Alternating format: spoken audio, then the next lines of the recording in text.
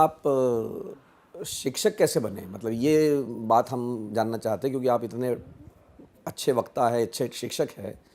तो ये क्या बचपन में पढ़ाई में बहुत तेज़ थे इसलिए शिक्षक बन गए?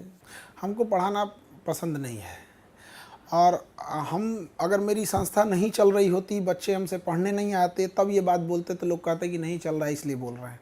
हम शिक्षा का दुनिया का सबसे बड़ा एजुकेशन चलाते हैं और हर जगह मतलब कहीं बच्चों की कमी नहीं है, फिर भी हम बोलते हैं कि हमें पढ़ाना ज़रा भी पसंद नहीं है।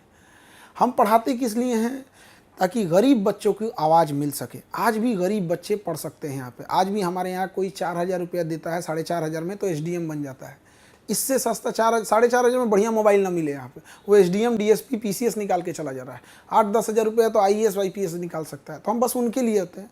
मेरी पढ़ाने का 4 उद्देश्य रहता है कि हर गरीब तक हमारी पढ़ाई पहुँच सके। आज भी चाय वाला, रिक्शा वाला, ये सब के बच्चे हमारे यहाँ पढ़ने आते हैं। दूसरा होता है कि बच्चों को इस इतनी आसान भाषा में पढ़ाएं कि जिनकी स्कूलिंग अच्छी नहीं हो पाई गरीबी की वजह से या फिर गांव में अच्छे स्कूल ना होने की वजह से, उन्हें भी बेहतर ढंग से समझ में आए। पढ़ाई टू द पॉइंट एग्जाम में होना चाहिए कि केवल ऐसा ना हो कि केवल मजा आए। जो पढ़ाएं वो क्वेश्चन आना चाहिए यहाँ पर, तो क्वेश्चन भी आना चाहिए।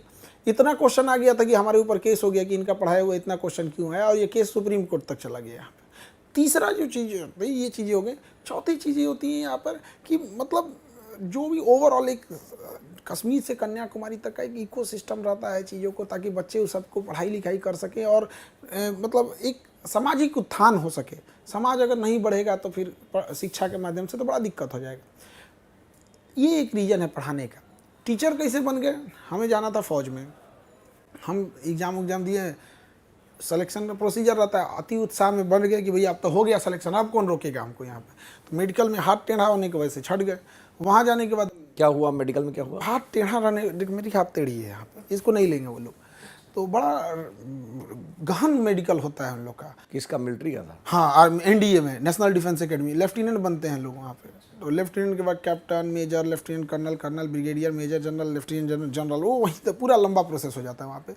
तो जब वहाँ से नहीं हुआ तो हतोत्साहित हो गए हम लोग, क्योंकि इतने पैसे नहीं थे कि आगे पढ़ाई कर सकते हैं। तब क्या करेंगे? तो वेल्डिंग सीख लिए हम लोग और लोहे वगैरह का काम कि कहीं कुछ कर लेंगे। फिर जेसीबी, और हम लोग 2-4 दोस्त थे, लोग प्लान बनाए थे कि 2-3 काम किए रहेंगे तो कोई काम मंदा नहीं चलेगा। आराम से 10-15 हज़ार रुपये हम लोग महीना कमाते रहेंगे, घर में दाल रोटी चलते रहेगा। तो इसी बीच में हम लोग अपना काम कर रहे थे। मेरा एक मित्र था हेमंत, वो एक जगह पढ़ाता था। तो वहाँ जीएस के एक टीचर थे, उनका कहीं नौकरी लग गई या क्या हो गया, वो क्लास छोड़ के चले गए। आई थिंक नौकरी लग गई थी। तो ये वहाँ इंग्लिश पढ़ाता था। तो हमसे बोला कि देखो ना यार, कोचिंग में सारे जीएस के टीचर थे, लोग चले गए, सारे बच्चे हंगामा कर रहे हैं और 1 महीना से कोचिंग वाला डेली 2 नया टीचर ले आता है, बच्चे रिजेक्ट कर देते हैं, जाके पढ़ा दो। तो उससे पहले हम होम ट्यूशन पढ़ाते थे। तो हम कहे कि ठीक है, होम ट्यूशन में तो थोड़ा सा बहुत कम ही पैसा मिलता है, 600 रुपया मिलता है। तो जाके वहाँ पढ़ाने लगे। तो मेरा दाढ़ी मूछ कुछ था ही नहीं लड़के और हंगामा कर दिए। फिर हम कहे कि एक क्लास मेरा ओवर हो जाए, उसके बाद कोई डाउट हो तो बोलना। तो एक क्लास किए तो उन्हें अच्छा लगा। तो कितनी उम्र थी जब आप पढ़ाने गए थे पहली बार? बहुत कम, हमको लगता है 18 के आसपास होगा। तो 17-18 में तो बढ़िया से दाढ़ी मूछ नहीं रहता है और लग जाता है इंसान के यहाँ पे। तो उसके बाद से पढ़ाना चालू किए। फिर उनको धीरे धीरे समझ में आने लगा। तो बच्चे 6 थे पहले, 6 से 100 हुए हैं, 1000 हुए हैं, बढ़ते बढ़ते बढ़ते यहाँ हो गए यहाँ पे। फिर हमें मजबूरी में वो कोचिंग छोड़नी पड़ी, क्योंकि वो हम जब शुरुआत किए थे पढ़ाने के लिए तो 1 घंटे का 20 रुपया मिलता था।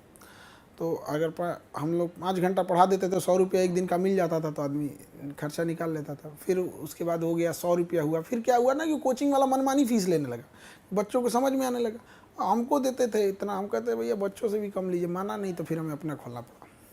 ये तो अपना कब खोला? अपना हम लोग खोल दिए थे 2019 में। और जब अपना खोले थे तभी पटना का सबसे बड़ा कोचिंग था। और जब अपना खोले तो बहुत लफड़ा हुआ, बम मार दिया, डेली धमकी आना, बंदूक दिखाना।